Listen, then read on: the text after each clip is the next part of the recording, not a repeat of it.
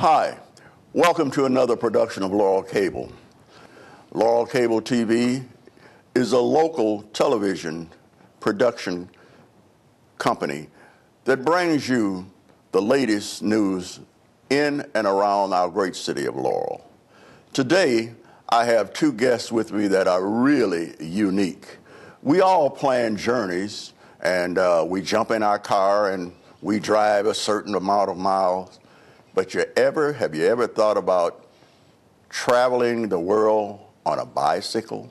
My guests have done that. My guest today is Douglas and Janice. Glad to have you on the show, Mike. Good to meet you. Douglas, I'm sorry. And Janice Carr. Yes. Now, that's really mind-boggling. Let's get into what motivated you to even attempt a trip like that. It was easy to do because when we left home, we weren't really intending on doing it. We intended on taking a long trip and doing some traveling, and we thought we would just start with bicycles. Mm-hmm. And after we did, we started with Tahiti and New Zealand and thought that would be easy with bicycles. But it turned out to be such great fun and far easier than we ever imagined. We just kept them. In the back of our minds, we always thought we may abandon them and become normal travelers with the backpacking budget traveler style. But we liked it so much we never gave it up. And now we're bicycle evangelists. Wow. We would like to tell everyone how easy it is to do. Mm-hmm. Well, now I'm sure when the idea popped in your head, you didn't just say, let's grab our bikes and we'll start. What kind of planning does it take to embark on a trip like that?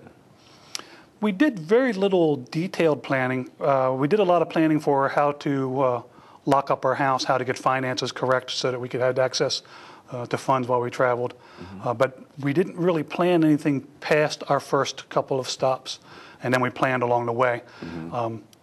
Very easy to plan with, there's an entire culture of long-term travelers out there that you can tap into where they've been, what they've seen, what's good and what's bad, to allow you to modify your plan as you go along. Now, Janice, was this sorry to cut you off, was this a collaborative thing, or did he come up with the idea, or did you say, well, let's do it? When he first started talking about this years ago, I thought, yeah, sure, we'll do this. And didn't really put much thought into it. But as it got closer and I realized we were going to do it, I was just as excited. For us, a lot of the goal was to see the things you can't see on a regular vacation. You can take a 2-week vacation and go to Europe. You can't really see China on a 2-week vacation. You can't experience it. It just takes too much time to get there and get associated to it. But so it was important to see the things we thought we would never see again or never have the opportunity to see again.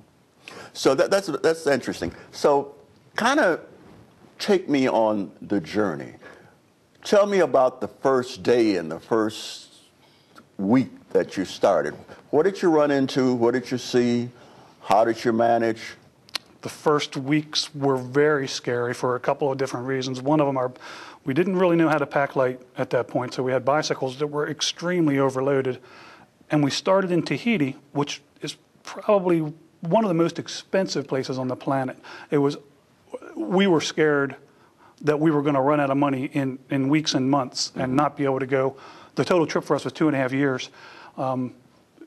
Those first couple of weeks in Tahiti, we were afraid it was only going to last a couple of months before we'd be out of money. So that was very. It was alarming how expensive that was, and we didn't really get past that until New Zealand was still expensive by U.S. standards, but much more comfortable. And then once we got to Asia, that thought went completely away. Asia is just so unbelievably inexpensive.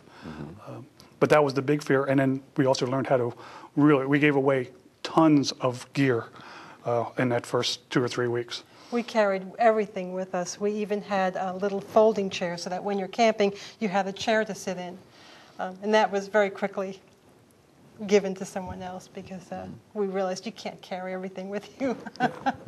We had fenders on our bicycles. We had swim fins for when we were going snorkeling, but we used them as fenders on our bicycles, but they're very heavy. Mm-hmm. So we abandoned those quickly and and got some proper vendors anyway. Now, your eating habits.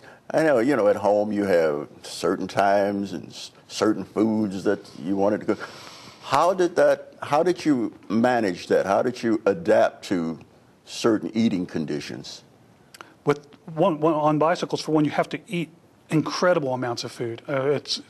You burn up so many calories that eating becomes your part-time job. It's tough to do in some places.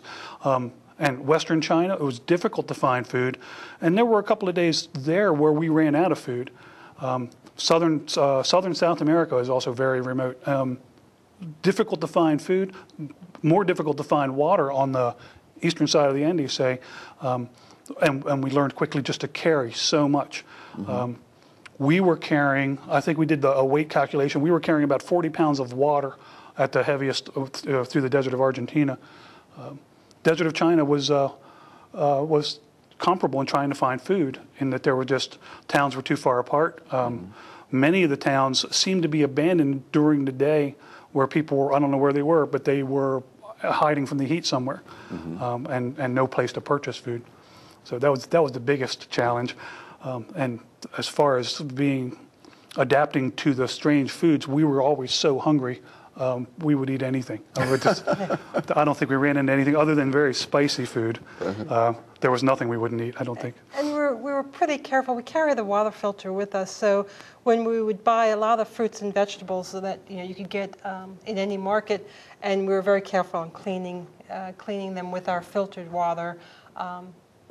But we would be buying whatever everyone else is buying as we travel. And so many places in the world, they don't have refrigerators in their house. They don't have the big grocery stores. So you're just going into these small markets and buying just what you need for that meal. So the key is to be able to find the market, and then you'd be able to make a nice dinner. Yeah, well, this has been very interesting. We're going to take a short break, but we'll be back. When we come back, we're going to talk to Douglas and Janice about some of the people that they met on the way and how they were treated when they found out that the people found out that they were actually taking a trip around the world on a bicycle. We'll be right back. Don't go away. Hi, I'm Ben Affleck, and many actors have played the part of U.S. servicemen in the movies. But for veterans like James Crosby, their service and their sacrifice are real. And too often when they come home, their struggle continues. For over 60 years, Paralyzed Veterans of America has been fighting to help our injured veterans get the benefits they need and have earned. Paralyzed Veterans of America was there for me when I came home. Join me in supporting our paralyzed veterans. Visit pva.org. Okay, we're back, and I'm talking to Douglas Mielke and Janice Koth, who has been around the world on a bicycle. And I'm still trying to wrap that around my brain. As I said, I drive to work, and I work 2 minutes from here. So riding around the world on a bicycle is a little bit of a stretch for me. But anyway, they did it. On your trips, how are the people? Did you meet interesting people, and how did they react to you especially when they found out that, what your mission was?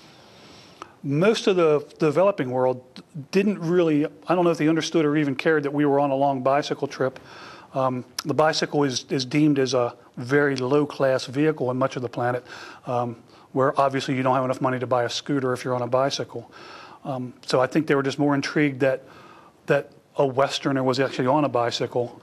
I don't know that they got too concerned of how far we were going on it, but just being a Westerner in some places was enough to draw a crowd. Western China, if we stopped to get a drink, we would just get a crowd surround us.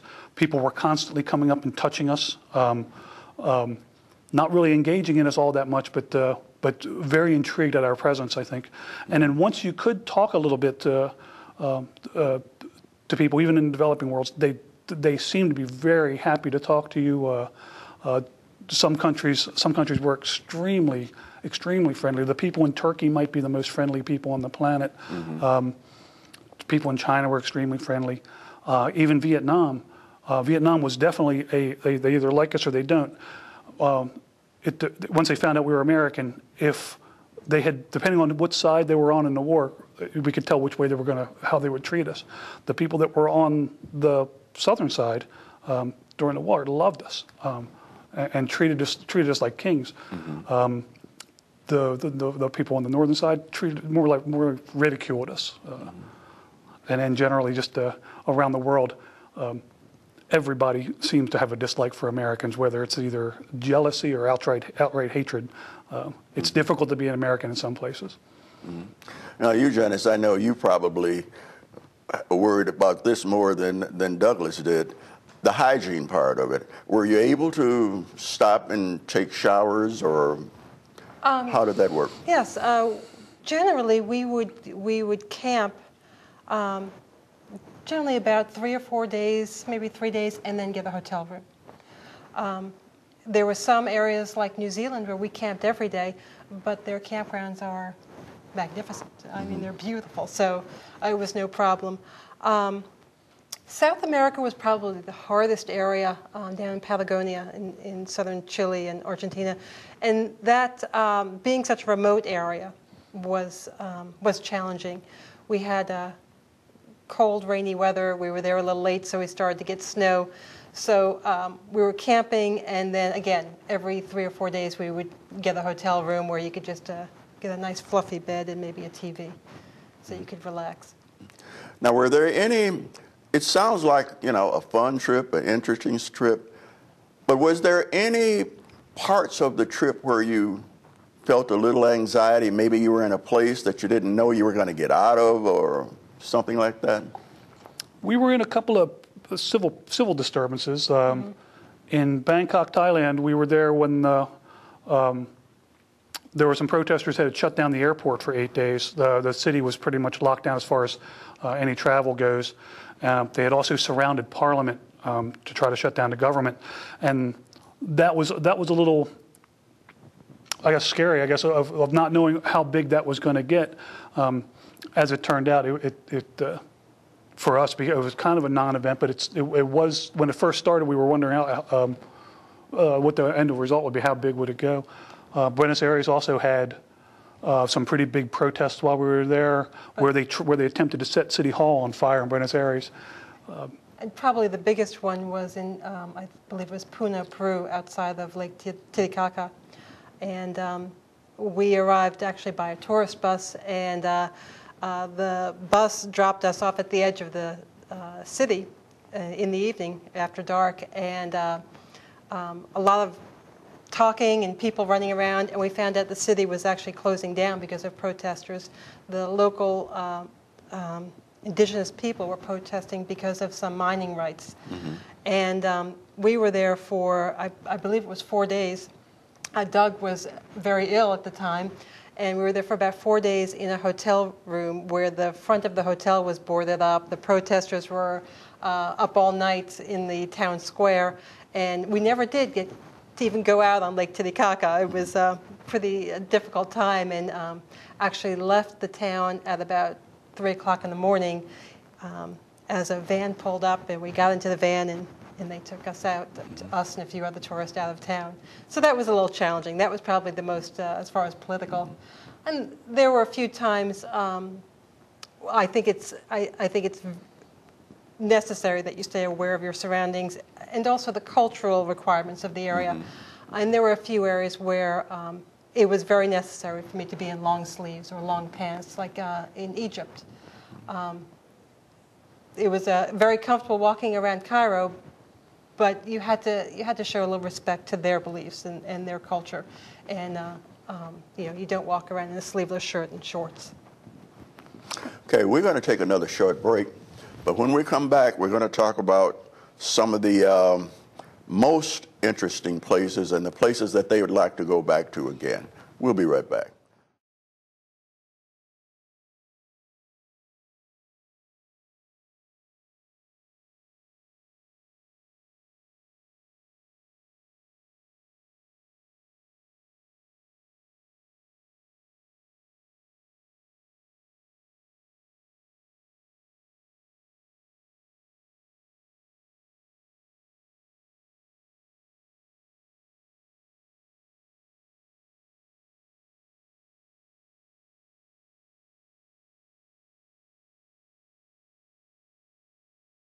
Okay, we're back, and we're talking to Douglas and Janice on their fantastic trip around the world on a bicycle. Did you guys have to go through any country where it was populated by animals that might have been a little vicious, or that you were a little anxious about it? Urban monkeys, wherever there are monkeys living near people, they get pretty aggressive, and they don't really chase a bicycle the way dogs do. I mean, dogs are a real menace in some places. But the monkeys, if you got near them, sort of like bees, I guess, if you agitated them, they would chase, and they were smart enough to figure out how to grab a bicycle. They were probably the scariest, the closest we come to actually getting damage. Dogs, it was pretty easy to outrun a dog. But I guess dogs and monkeys were the big scary ones. And then when we were it was in Thailand. Our bikes were heavy, and we were actually pushing them up a hill. And Janice was ahead, and she had seen something. And when I looked, I thought it was a stack of tires that someone had thrown on the side of the road, and it turned out to be a python. Ooh. And it must have been 15 feet long. I mean, it seemed like it was miles long. The thing was just monstrous. When we did stand there, it was very sedated, and you could tell it had just eaten, had a big bulge in it. But it was there just digesting its food, so I don't think it was much of a threat, but it sure scared us to death. And we have problems with what kind of bird is it in New Zealand over in Mount Cook that would start attacking the tent. Actually did some damage to your bike seat and a pair of my shoes that were outside the tent. Well, I can tell you right now, the python would have been the end of my trip. I would have been going the other way. Above that, I mean, was there any other kind of animals that... No, and actually, in much of Asia, there are very few animals. Most wild game has been eaten probably a generation or two ago. Mm-hmm. In Asia, we didn't even see much roadkill like you see around here. There's wild animals are pretty much decimated in most of Asia anyway. Mm-hmm. But we really didn't see a whole lot of animals, insects. Yeah, some very large insects in South America, actually in the Amazon. They're from small towns and big cities. Hometown heroes with courageous hearts and unstoppable dreams. Hi, this is Laura Bryna. Got a big dream of your own? Choose from over 200 careers in the Air Guard and let your future take flight. Hometown heroes all across the USA. 1-800-TO-GO-ANG or GoANG.com. Okay, we're back, and we're talking to Douglas and Janice about their fantastic trip. They took a lot of pictures, a lot of photos, and Douglas and Janice is going to explain some of the more interesting ones that they took. So go right ahead, Douglas. Okay, we have a picture here. This is Western China, and Janice is asking directions. China, the rural China, we were such celebrities whenever we stopped that just stopping and pulling out a map invited a crowd of people to come around. And while this is a relatively small crowd, we've had 100 people that come around just to watch us do things like fix a flat tire. Mm-hmm. This is in southern India, the very southern tip of India, and we're taking a stop while this man with someone sitting on his back seat is actually going faster than we are. We had to pull over and let him go by. This is also in India. That last picture, in India, that's an indication of people of how much room they give bicycles in India. You're expected to move over off the side of the road, and I took this out of a bus window, but they give the bicyclist no room at all. And this is in Hanoi, where all the traffic seems to be scooters. There are very few cars there, but it's nonstop, dense traffic of scooters. This is southern Nepal, and it's very near the Indian border. Janice is in the very left of that, but I was taking a picture of Janice as she went by, and this family went by, a bicycle, a woman, and a child on the same bike, riding down a dirt road. This is also Nepal, and it's women making gravel. And they're there every day. We saw them on the way up into the mountains and on the way back, but they're there with small hammers and rings to hold the gravel as it splatters away. And they just take a small hammer and they make gravel manually all day long. Mm-hmm. Mm-hmm. And this is Janice in New Zealand trying to pick her bike up, which they were so heavy. At this point, that bicycle probably weighs 80 pounds. And she was not having any luck even picking it up where it slid off the guardrail. Monkeys took over the hotel pool. This is actually southern India as well. And when the monkeys came to the pool, everyone got out, everyone moved away, and just let the monkeys have their way with the pool until they're done. And some of them even swimming. I didn't realize monkeys could swim so well. This is a man who was actually operating a ferry. It's made out of pig skins, and this is on the Yellow River in China. But you could pay him money, and he would take you across on this homemade, very rustic-looking ferry. And this is in Phnom Penh in Cambodia. It was at a festival, and there were women walking around selling bags of drinks, some snack food and just regular Kool-Aid type drinks. This is in Cambodia at one of the killing field monuments, which there are a number of them, but from the Pol Pot genocide, they have monuments that are just full of skulls and thousands of them. And in many places, some of the trails through the monuments they'll have a little sign to let you walk around human bones. These are actually human skulls? Yes, and by the thousand in Cambodia. And that was the mid-'70s where all that happened. And they're still finding bodies, there's still, or bones, still one a day. Somebody steps on a landmine there, and there is a whole culture full of limbless people there. Who are actually, it's quite encouraging, the vibrance of life there, even though they've been through such great trauma. An extremely poor country, but some of the friendliest and happiest people. They seem to wake up every morning happy. They don't look back on their recent history has just been heartbreaking, and they just they have a love of life, and they just keep going and are happy. Also, because of all the tragedy in the recent past, they're all very young. An older person is 30 years old. Mm-hmm. You don't see a lot of people older than that. This is also in Cambodia. This is Angkor Wat, which is the largest religious structure in the world. It's 30 square miles or so, and something like 100 or over 100 temples. Mm-hmm. Perfect for touring around on bicycle. You can just ride from temple to temple. Mm-hmm. Many of them look just like something in an Indiana Jones movie. The Shaolin, the town in China where Kung Fu was invented, is nothing but martial arts schools. And we were just pedaling by this one, and they came out, they were kind of curious, and after a couple of minutes, they gave us a little demonstration. They didn't know we were coming, we were just pedaling by.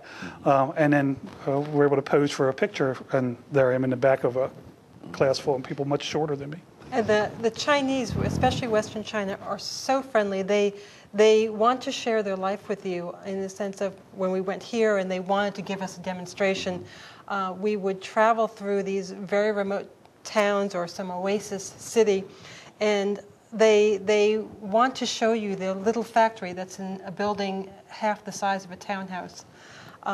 When we'd go to a restaurant, not being able to speak the language, of course, I would just walk into the kitchen, and these little ladies that work there, I was considered very tall in China, and these little ladies would follow me, and I would just point to the items that we want some chicken, we want noodles, no hot peppers, and they would just laugh and just grab you by the arm and hug you, and they're just very, very friendly. On that vein.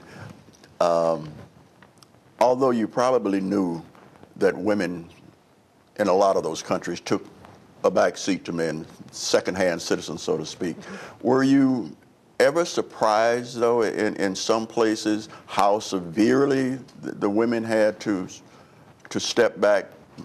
I wouldn't say surprised as much annoyed. I found it very annoying, at least initially.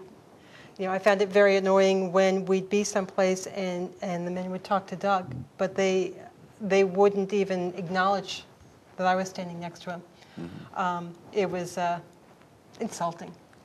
What I did see, and I don't mean to insult anyone, is that it seems that the women work much, much harder around the planet with a lot of physical labor, and whether it's farming or cooking or cleaning or just working very hard, where in general the men are down at the shop talking to their buddies. It was surprising. The women are definitely, in some of these rural countries, are definitely the stronger and more of the bond that keeps that family unit going. Well, these are some intriguing pictures. We'll probably have to do this again to get through all the pictures. But I've been noticing the helmet that you have with you.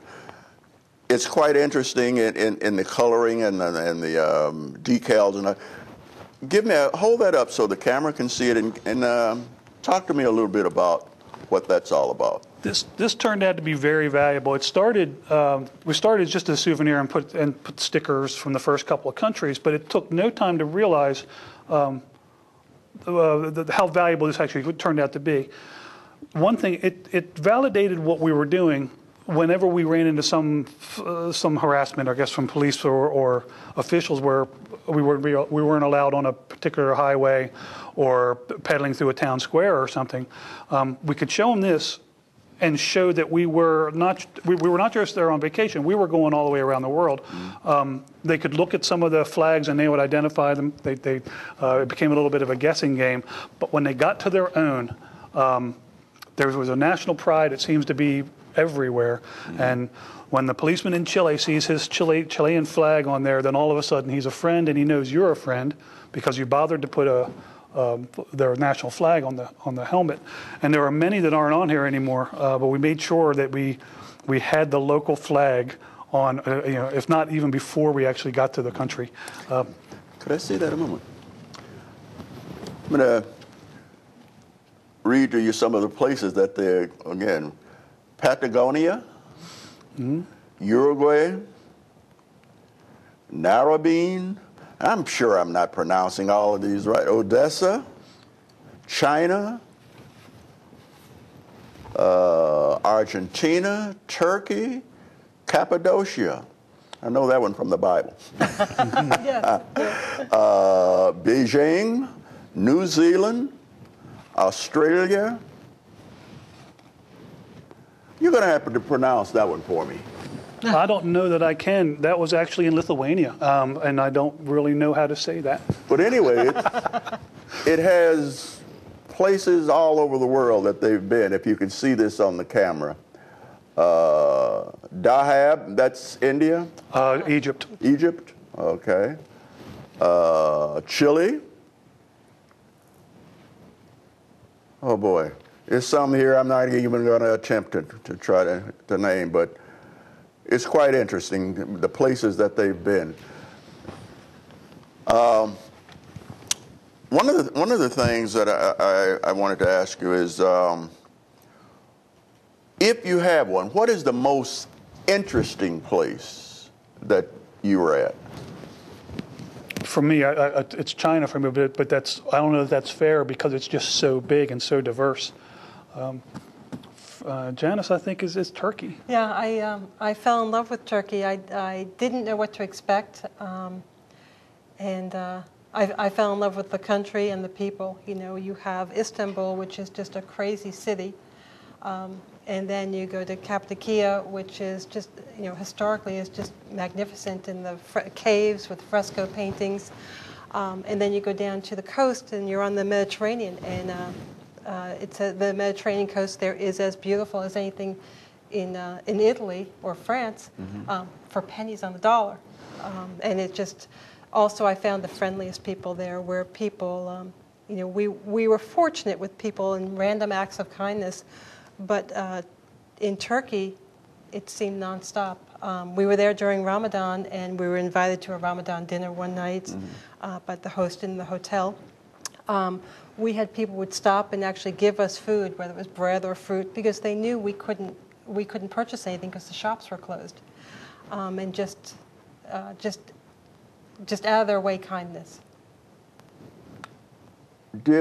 Was there ever a time, anywhere along the journey, did you say, this was a bad idea? I think I'd rather go back home. We had a rough time. There was a sandstorm, but we actually talked about at least quitting China. We were caught in a sandstorm, and probably in the first week that we were in China, in Western China, and like any other, just out of ignorance, we didn't know. We couldn't tell it was coming. It just looked at the sky was getting dark. It was very hot out in the desert, and we were kind of looking forward to it. The rain is going to cool things off, and we stopped and we took some photos as the sky got dark. And then when the sandstorm was upon us, it was the most intense thing I've ever been through, and movies just don't do it justice. It's painful, it's relentless. And we tried. When it first hit us, we were probably about 4 miles from the last town we had passed through. So when it first hit us, we tried to lay down in this small depression that wasn't deep enough. Then we moved a little bit more and found a ditch to lay in, and that wasn't enough. It's just stung. It's howling wind, too loud to communicate. Visibility, pretty much nothing. So after just a couple of minutes of that, we decided we're going to go back to the last town we were in. So we get our plan, jump up on the bicycles, and as soon as I did, the wind caught me. It was blowing me the correct direction, and I was just racing back. I made that 4 miles in no time. It was very difficult to stay on top of the bicycle. So I get back, and there was a police station checkpoint, as there are in all the towns at the edge of town. Going to the police station, I stopped. There is no Janice. She's nowhere to be seen. I get to the police station. They grab me, take me into the police station, and put me in a room and lock the door. Obviously, they thought I was obviously insane just to be out there on a bicycle. So I could see out the window, and there's no Janice. There were some people we had been cycling with that had passed us earlier. One of them came back after a little while, and when she came, I could see her come by. She went by the window at some incredible speed. Couldn't stop at the police station. Ended up dropping her bicycle and walking back. And then it took. And as I'm sitting in the police station, more and more police are coming, and each one that came seemed to have a higher rank and could communicate a little more. Probably 2 or 3 hours went by before finally I see Janice walking. She had left her bicycle out there and had walked the distance back with another one, with the woman's companion, the second woman I saw, and the two of them were walking back, holding both sides of the bicycle. Yeah, I had tried to, when he got on the bike and took off, I had tried to do that. But our bikes weigh about the same, the bikes and the luggage. He's just a little bit stronger than I am, and I would get up on the bike, and the wind is so fierce that I would just be knocked over. And I would try that multiple times, and I just could not keep the bike upright in the wind. I just didn't have the strength to do that, and I kind of just took the bike and dropped it and found another little ditch next to the side of the road and was hovering in there. I would see cars, or I'd hear cars go by every once in a while, and I'd pop my head up thinking maybe they'll stop, but I'm sure they never even saw me there. It was, and you don't know how long it will last. You don't know if this storm will be 15 minutes or hours. From the moment that you started, this is okay, we're kicking off this trip. How long did it take you to complete it? Well, it took 2 years. We left home, came home 2 years and took a break at home, and then did 6 more months after our break down in South America. So actual pedaling time was 2.5 years, but it was 2 years without a break to actually go around the world and come back here. Now, before we end this and let you get out of here, we're obviously, as I said, we're going to have to do this again. Is there anything that you would like the audience to know, some of your personal feelings or anything? I'd like to say how incredibly easy it is. I think if most people realized how easy it is to travel this way, I think more people would do it. And the benefits of being on a bicycle are incredible. you get to see the country as well as you can in any other way of traveling. You get to get off the tourist path, which in many, especially the developing countries, is so defined that wherever you go, there are just mounds of Westerners there, all eating the same food, filling up every restaurant. So that really all you do is see a whole lot of Germans and Australians, but you don't really see too many local people. On a bicycle, you're forced to get off that trail, and it's difficult for the rest of the hordes of travelers to ever do it. If the train or the bus does not stop in that town, there are no tourists. It's just you get to see much more of the world on a bicycle. And also you get to, all the hassles that you have from being a tourist, they're easy to escape on a bicycle, so you can stop and have intimate conversations with someone, but if it turns aggressive, you just pedal away, and you can outrun nearly anybody on foot. I found that when I returned home, I'm much more of a patriot than when I left. I saw some amazing things out there, and it made me appreciate what we have here. It also made me think, how much we take it for granted, and we just don't realize what we have. The example that everyone has a refrigerator and a big screen TV, and even school. How many of these people that don't go to school because they can't afford to buy the uniform that they have to wear to school? It made me love this country more, and made me want to just take it and shake it and say, wake up. You don't realize how lucky, how fortunate we are. And also it made me where I'm not afraid of going places or meeting people. It's a pleasure now to, I was in Baltimore City the other day, and this young girl came up asking for directions, and she had an accent. I asked her where she was from, and she told me.